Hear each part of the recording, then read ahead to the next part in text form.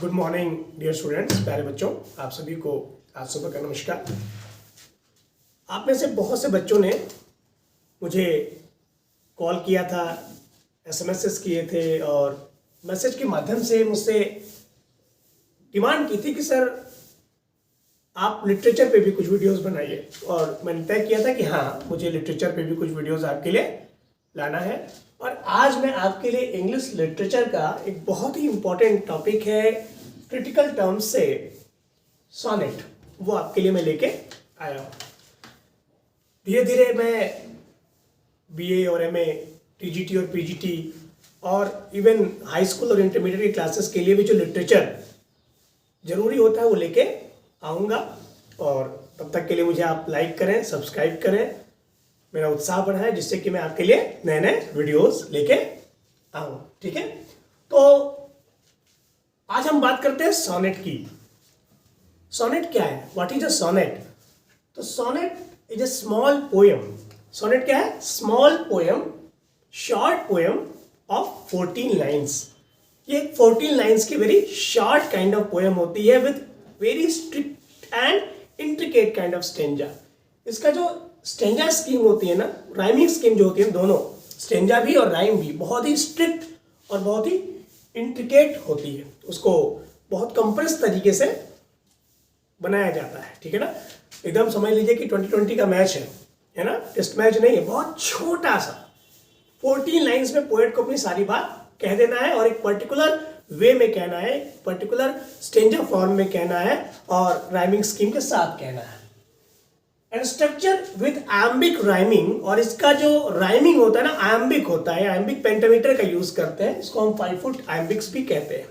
तो maximum poet कोशिश करते हैं कि अपनी बात को सोनेट में जब कहें तो वो एम्बिक पेंटामीटर का यूज करें, क्योंकि ये most suitable form of rhyme होती है और मीटर होती है जो सोनेट के लिए यूज की जाती है। तो एक बार फिर से समझे सोनेट क्या होता है। Sonnet is a very short and small kind of poem with very intricate and strict stanza and rhyme scheme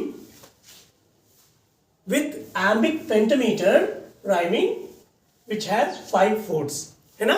और इसकी एक और बात होती है कि सोनेट जो है ना वो सिंगल इमोशन पे, जैसे कोई भी लिरिक होती है ना सिंगल इमोशन पे, सोनेट भी लिरिक का ही फॉर्म है, तो एक सिंगल इमोशन को डील करती है। स्पेशली ये इमोशन ऑफ लव का होता है। ठीक है, तो सोनेट के बारे में आप जानें कि सोनेट एक वेरी शॉर्ट पोएम है, इंट्रिकेट स्टेंजा स्कीम है, सिंगल इमोशन ऑफ लव है और एम्बिक पेंटामीटर का इसमें यूज किया जाता है।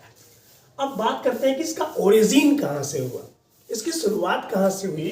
तो कहा जाता है कि इसकी जो बिगिनिंग है, इसका जो स्टार्ट है, उसका जो क्रेडिट जाता है वो एक राइटर है गायकोमो डी लैंटेनी, उनको जाता है।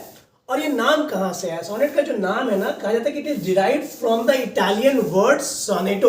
तो सोनेट का जो ओरिजिन है वो इटालियन है, वो इंग्लिश नहीं है, इटालियन है। इसकी शुरुआत, इसकी बिगनिंग इटली में हुई थी। ठीक है, और क्रेडिट किसको जाता है? क्रेडिट जाता है गायकोमो डी लैंटेनी को। उन्होंने सोनेट की फॉर्म को सबसे पहले प्रैक्टिस किया था, इसीलिए उनको इन्वेंटर ऑफ सोनेट भी कहा जाता है। लेकिन दोस्तों, सोनेट को पॉपुलराइज करने का, सोनेट को पोइट्री के रूप में एक तरीके से एस्टैब्लिश करने का जो श्रेय जाता है, जो क्रेडिट जाता है, वो जाता है पेट्रार्क को। ठीक है, हु इज पेट्रार्क? पेट्रार्क जो थे वो एक इटालियन पोइट थे और पेट्रार्क ने इसको पॉपुलराइज किया। It was Petrarch who popularise the form of sonnet, क्योंकि उन्होंने जो सोनेट में इंट्रिकेट स्टेंजा स्ट्रक्चर है ना, ये पेट्रार्क की देन है। ठीक है, पेट्रार्क ने एक नए तरह का स्टेंजा स्कीम कह लीजिए या स्ट्रक्चर दिया, जिसमें कि 2 पार्ट उन्होंने किए। पहले पार्ट को ऑक्टेव कहा जाता है, ऑक्टेव मीन्स 8 लाइन स्टेंजा, और दूसरे पार्ट को सिस्टेट कहा जाता है, यानी 6 लाइन स्टेंजा। ये जो ऑक्टेव है ना, 8 लाइन स्टेंजा, इसकी राइमिंग इन्होंने बनाई ए बी बी ए। ठीक है, ए बी बी ए।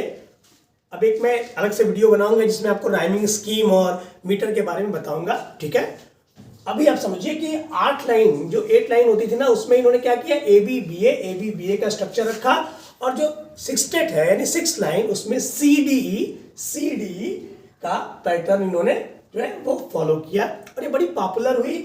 इनकी जो मैक्सिमम सॉनेट्स थी वो emotion of love, soft emotions पे हुआ करती थी और जो बहुत ही पॉपुलर हुई और इनकी सॉनेट्स को पेट्रार्कियन सॉनेट के नाम से जो है जाना जाता है। लेकिन चूंकि हम लोग पढ़ रहे हैं इंग्लिश लिटरेचर, तो नेचुरली आपके दिमाग में आ रहा होगा कि इंग्लिश लिटरेचर में सोनेट कब से लिखी गई, कौन कौन से राइटर्स थे जिन्होंने सोनेट को लिखा, किसका कंट्रीब्यूशन है। तो अब हम आते हैं इंग्लैंड में, इंग्लिश सोनेट की बात करते हैं कि इंग्लैंड में सोनेट कैसे आया। ठीक है, सोनेट को इंग्लैंड में लाने का जो क्रेडिट है ना वो जाता है अर्ल ऑफ सरे और थॉमस वाइट को। ड्यूरिंग रेनेसा, जब रेनेसा का डेवलपमेंट था, उस समय जब रेनेसा का फुल फ्लोरिंग चल रही थी, उसी समय अर्ल ऑफ सरे और थॉमस वाइट इटालियन लिटरेचर के टच में आए और उन्होंने देखा कि भाई सोनेट तो घर घर पढ़ी और लिखी जा रही है और पेट्रार्क से वो लोग बहुत ही इंस्पायर हुए, प्रभावित हुए और इतना प्रभावित हुए कि अर्ल ऑफ सरे और Thomas white they also brought a collection of sonnets, Tottel's Miscellany। इसको टॉटल्स मिसलैनी कहा जाता है। 1557 में इन्होंने लिखा और बहुत से राइटर्स, बहुत से हिस्टोरियन ये मानते हैं कि 1557 the publication of Tottel's Miscellany is the date when Renaissance began in England. ठीक है ना, जब रेनेसा की इंग्लैंड में ऑफिशियल शुरुआत बहुत से लोग टॉटल्स मिसलैनी की पब्लिकेशन डेट से मानते हैं। एक अलग से वीडियो आपके लिए रेनेसा और उसके बारे, एलिजाबेथन एज और सबके बारे में भी लाऊंगा। फिलहाल हम इस टॉपिक को देख रहे हैं। तो मानते हैं कि रेनेसा की बिगिनिंग ही सोनेट के पब्लिकेशन के साथ हुई थी और अर्ल ऑफ सरे और थॉमस वाइट को इसका क्रेडिट जाता है। हालांकि इन लोगों ने उसको बहुत स्ट्रक्चरल चेंजेस नहीं किए थे, इन लोगों ने पेट्रार्क को फॉलो किया था। स्ट्रक्चरल चेंजेस लाने का श्रेय जो है ना वो विलियम शेक्सपियर को जाता है। ठीक है, जिन्होंने इसको इंग्लिश सोनेट की तरह से बनाया। अर्ल ऑफ सरे और थॉमस वाइट के अलावा सर फिलिप सिडनी एक बहुत फेमस राइटर हैं और सर फिलिप सिडनी ने एक बहुत ही खूबसूरत सोनेट सीक्वेंस है, एस्ट्रोफिल एंड स्टेला। ठीक है, जो पीजी के कोर्स में भी है और मैं उसको भी डिस्कस करूंगा अलग से, मेरी बहुत ही फेवरेट पोएम है। तो सर फिलिप सिडनी की जो पोएम है एस्ट्रोफिल एंड स्टेला, जो कि 1591 में पब्लिश हुई थी, उसके साथ भी सोनेट को बहुत ही पॉपुलर किया। एक समय ऐसा था ना कि एलिजाबेथन एज में, रेनेसा में इंग्लैंड के लगभग राइटर्स सोनेट लिखते थे और इंग्लैंड बिल्कुल नेस्ट ऑफ सिंगिंग बर्ड्स बन गया था, जहां पे हर घर सोनेट लिखी और पढ़ी जा रही थी। और इसका क्रेडिट अर्ल ऑफ सरे, थॉमस वाइट और सर फिलिप सिडनी जैसे राइटर्स को जाता है। फिर हम आते हैं the God of English you can say literature. England में इसको ये इतना कह सकते हैं नाम मिला हुआ है, वो है विलियम शेक्सपियर। आप सभी विलियम शेक्सपियर को एज ए ड्रामेटिस्ट जानते हैं कि विलियम शेक्सपियर ने बहुत सारे ड्रामा लिखा, tragedies, comedies, Roman history plays, मतलब उसने बहुत सारे प्लेज लिखे हैं, सभी हम जानते हैं। बट आपको पता भी होगा कि William Shakespeare is also known for his contribution to poetry and specially his contribution to sonnets. तो विलियम शेक्सपियर ने सोनेट्स भी लिखा है। विलियम शेक्सपियर ने 154 सोनेट्स लिखी हैं। 154, याद कर लेना, पूछते हैं कितनी सोनेट्स लिखी हैं? 154 सोनेट्स लिखी हैं।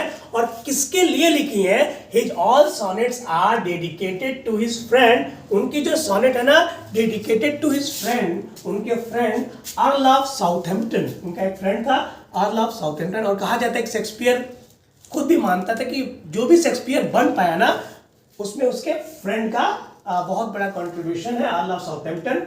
उसके लिए उसने बहुत सारी सोनेट्स लिखी। आप में से बहुत से लोगों ने sonnet number 18 to his love पढ़ा भी होगा, जिसमें वो कहता है शैल आई कंपेयर दी, याद है वो लाइन जब वो कहता है टू हिज लव में? पहली लाइन है shall I compare thee to a summer's day, thou art more lovely and more temperate, है ना। कहता है कि मैं आपको, अपने फ्रेंड को समर से भी कंपेयर नहीं करूंगा, क्योंकि आप ज्यादा खूबसूरत हो, आप ज्यादा बैलेंस्ड हो, और ये बैलेंस तो समर में भी नहीं है। तो इतनी ब्यूटीफुली उसने अपनी फ्रेंड को कंपेयर किया है और इतनी अच्छी अच्छी पोएम्स लिखी हैं। कुछ पोएम्स उसने लिखी थी dedicated to dark lady. With mysterious identity. Dark lady की आइडेंटिटी के बारे में थोड़ा मिस्ट्री है। लोग अलग अलग बातें करते हैं, अलग अलग राइटर्स का अलग अलग थॉट है कि ये मिस्टीरियस लेडी कौन थी, और कई कहानियां भी हैं कि शेक्सपियर और उसके फ्रेंड में उस लेडी की वजह से काफ़ी कन्फ्यूजन क्रिएट हो गई थी। खैर, वो हम लोग किसी और टॉपिक में जब शेक्सपियर को डिस्कस करेंगे तो उसके बारे में बात होगी।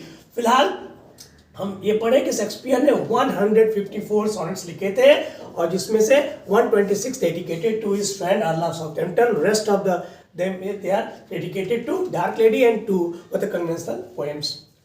अब हम बात करें कि शेक्सपियर के सॉनेट्स में क्या क्वालिटी थी जो उसको और बेहतर बनाती थी, या उसके सॉनेट्स को इंग्लिश सॉनेट क्यों कहा जाता है। क्योंकि शेक्सपियर ने सॉनेट की फॉर्म को एक ट्विस्ट दिया था, एक नया टच दिया था, नोन एज इंग्लिश सॉनेट। इसीलिए उसके सॉनेट्स को इंग्लिश सॉनेट्स कहा जाता है। उसकी सॉनेट्स में 3 क्वार्टरेंस होते हैं, ठीक है। क्वार्टरेंस मतलब 4 लाइन्स स्टेंजा होता है, तो 3 क्वार्टरेंस होते हैं, इसको हम 4 लाइन स्टेंजा बोलते हैं। और उसकी राइमिंग क्या होती है? A B A B, C D C D, E F, ठीक है। ये उसका राइमिंग स्टेंजा है। और लास्ट में 2 लाइन का एक कपलेट होता है, इसकी राइमिंग स्कीम क्या है? जी जी। तो शेक्सपियर के सॉनेट्स में 3 क्वार्टरेंस होते हैं, यानी 4 लाइन स्टेंजा, और उसकी राइमिंग क्या है? A B, C D, E F, और 2 लाइन का एक लास्ट में कपलेट होता है जिसकी राइमिंग होती है जी जी। ये शेक्सपियर का स्टाइल था, जिसको हम इंग्लिश सॉनेट के नाम से भी जानते हैं। शेक्सपियर के अलावा जॉन डन ने भी एक नए तरह का कैसे कोशिश की, सॉनेट को एक नया टच दिया। उन्होंने उनकी होली सॉनेट्स आपने पढ़ी भी होगी, 1633 में जो है वो पब्लिश हुई। और उसकी खासियत क्या थी कि उन्होंने जो ये सॉनेट लव के थॉट्स पे, या बहुत ही सॉफ्ट या अप्रिशिएशन के लिए सॉफ्ट थीम पे, रोमांटिक थीम पे लिखी जाती थी, इसको एक अलग ट्विस्ट दिया। और जॉन मिल्टन ने बहुत जो है जॉन डन ने जो लिखा ना, उसमें मेटाफिजिकल कॉन्सेप्ट्स का यूज किया। मेटाफिजिकल कॉन्सेप्ट्स क्या होती है, इसका एक लेक्चर आपके लिए अलग से लेके आऊंगा, वो भी एक क्रिटिकल टर्म है। उनके पोएट्री में पैराडॉक्स का, फिलोसफिकल थॉट्स का टच मिलता है, और सेक्सुअल लव की वो बात करते हैं। उनकी थॉट्स मैस्कुलिन ओरिएंटेड होती है, फेमिनिन टच को उन्होंने बिल्कुल छोड़ते हुए मैस्कुलिन काइंड ऑफ थॉट्स को पोएट्री में जगह दी, एक अलग फ्लेवर दिया। और कई लोग उनको सिनिक पोएट भी कहते हैं। थोड़ा उनकी थॉट्स बहुत कह सकते हैं कि अलग तरह की थी। आपको पोएम शायद याद होगी, go and catch a falling star, जिसमें कहते हैं कि जाओ go and catch a falling star, कि आप एक टूटते हुए तारे को पकड़ सकते हैं, पर एक फेथफुल लव को पाना बहुत कठिन है। तो उनके थॉट्स जो है वो बहुत अलग तरह की थी, बहुत ही इंटरेस्टिंग पोएम्स हुआ करती थी। उनकी पोएम्स को भी आपके बीच में लेके आऊँगा। और हम बात करते हैं जॉन मिल्टन की, the golden voice of England. John Milton जो बहुत ही अपने एक अलग पर्सनालिटी के लिए जाने जाते थे। जॉन मिल्टन ने भी ज़्यादा तो नहीं बट 23 बहुत ही इफेक्टिव सॉनेट्स लिखी हैं, जिसमें से 5 सॉनेट जो है वो इटालियन मोड में है, इटालियन सॉनेट्स हैं, और बाकी के सॉनेट जो है इंग्लिश सॉनेट्स हैं। एक कॉडल सॉनेट है, याद है आप लोग को, ऑन हिज ब्लाइंडनेस। जी हाँ, John Milton, on his blindness, कितनी ब्यूटीफुल पोएम है ना, जिसमें वो अपनी ब्लाइंडनेस के बारे में, अपने खुद की लाइफ के बारे में, अपनी पर्सनालिटी के बारे में कितनी खूबसूरती से बताते हैं। तो मिल्टन ने जो सॉनेट्स लिखी, उन्होंने लगभग पेट्रार्कियन स्ट्रक्चर को फॉलो किया, थोड़ा उसमें हल्का सा चेंज किया, जहां ऑक्टेव और सिस्टेट को बहुत क्लियरली डिवाइड नहीं करते हैं वो कई जगहों पे लगता है कि क्लियरली डिवाइडेड नहीं है। और उनका भी पोएट्री में एक ऑक्टेव और एक सिस्टेट होता है। उनके ऑक्टेव में भी ए बी बी ए, और सिस्टेट में सी डी जो है वो उनका राइमिंग पैटर्न है। उनकी जो मैक्सिमम सॉनेट्स है ना, वो ऑटोबायोग्राफिकल, पॉलिटिकल और रिलीजियस थॉट्स पे होती हैं, और बहुत ही इफेक्टिव, बहुत ही बोल्ड लैंग्वेज का यूज़ करते हैं। उनकी लाइंस को हम पढ़ते हैं तो बहुत ही खूबसूरत लगती हैं। तो ये वो राइटर्स हैं जिन्होंने सोनेट की बिगिनिंग को, सोनेट को पॉपुलर बनाने में बहुत ही हेल्प किया, कंट्रीब्यूट किया। आगे जाके विलियम वर्ड्सवर्थ, आपके डायलन थॉमस हो, डीजी रोजेटी हो, बहुत सारे राइटर्स ने सोनेट को प्रैक्टिस किया है, बहुत सारे राइटर्स ने सोनेट के बारे में लिखा है। तो उम्मीद करता हूँ कि सोनेट के बारे में ये जानकारी आपको पसंद आई होगी। अगर ऐसी ही जानकारी आपको चाहिए, और भी टॉपिक्स पे चाहिए, तो मेरे चैनल को लाइक करिए, सब्सक्राइब करिए, मेरा उत्साह बढ़ाइए, ताकि मैं आपके बीच नए नए वीडियोस को लेके आऊँ। धन्यवाद।